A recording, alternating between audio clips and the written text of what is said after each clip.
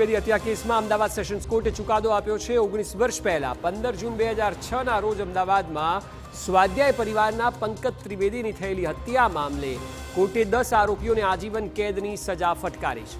સ્વાધ્યાય પરિવારમાં ચાલતી ગેરરીતિઓ અંગે પંકજ ત્રિવેદીએ અવાજ ઉઠાવ્યો હતો, જેથી સ્વાધ્યાય પરિવાર સાથે સંકળાયેલા લોકોએ જ તેમની હત્યા કરી નાખી હોવાનો આરોપ હતો। વર્ષ 2009માં દાખલ થયેલા કેસનો 16 વર્ષે ચુકાદો આવ્યો છે, જેમાં અમદાવાદ સેશન્સ કોર્ટે 10 આરોપીઓને આજીવન કેદની સજા ફટકારી છે। જે આરોપીઓને સજા ફટકારાઈ છે તે ચંદ્રસિંહ જાડેજા, હિતેશસિંહ ચુડાસમા, દક્ષેશ શાહ, ભૂપતસિંહ જાડેજા, માનસી વાઢેર, ઘનશ્યામસિંહ ચુડાસમા, ભરત તટે, ભરતસિંહ જાડેજા, ચંદ્રકાંત ડાકી, જશુ જાડેજા આ લોકોના નામનો સમાવેશ થાય છે કે જેઓની વિરુદ્ધ આરોપ સાબિત થાય છે અને તમામને આજીવન કેદની સજા ફટકારાઈ છે। વધુ માહિતી આપી રહ્યા છે સંવાદદાતા રોનક વર્મા। રોનક, જણાવો, સેશન્સ કોર્ટનું આખા કેસના મામલે અવલોકન શું રહ્યું?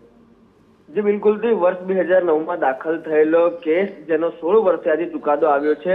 સમગ્ર મામલે જે ચકચારી હત્યા કેસ હતો, જેમાં 15 જૂન 2006ના રોજ એલિસબ્રિજ જીમખાના પાસે સ્વાધ્યાય પરિવારના પંકજ ત્રિવેદીની હત્યા થઈ હતી, જેમણે ગુજરાતમાં ભૂકંપમાં લોકોને મદદ કરવા કરોડોનું ફંડ વિદેશથી ઉઘરાવ્યું હતું। તેના વપરાશના કોઈ ચોક્કસ હિસાબ સ્વાધ્યાય પરિવારે આપ્યા ન હતા। ન માત્ર એટલું, પરંતુ જે ગેરરીતિઓ સ્વાધ્યાય પરિવારમાં ચાલી રહી હતી તેમાં પંકજ ત્રિવેદી અવાજ છે તે ઉઠાવ્યો હતો અને આનાથી જ કંટાળીને કેટલાક લોકોએ છે તેમની હત્યા કરી નાખી હતી। જેમાં આરોપીઓ છે તેમાં ચંદ્રસિંહ જાડેજા, હિતેશસિંહ ચુડાસમા, દક્ષેશ શાહ, ભૂપતસિંહ જાડેજા, માનસી વાઢેર, ઘનશ્યામસિંહ, ભરતસિંહ સહિતના જે લોકો છે તેમને જે દોષિત સાબિત કરીને જે સજા છે તે આપવામાં આવી છે। આ તમામ આરોપીઓ છે તેમને કોર્ટે 10 વર્ષની સજા છે તે સંભળાવવામાં આવી છે। એટલે કે 2009માં દાખલ થયેલો કેસ, જેનો 16 વર્ષે ચુકાદો આવ્યો છે અને આખરે ક્યાંક ને ક્યાંક ન્યાય મળ્યો હોય તેવું લાગી રહ્યું છે।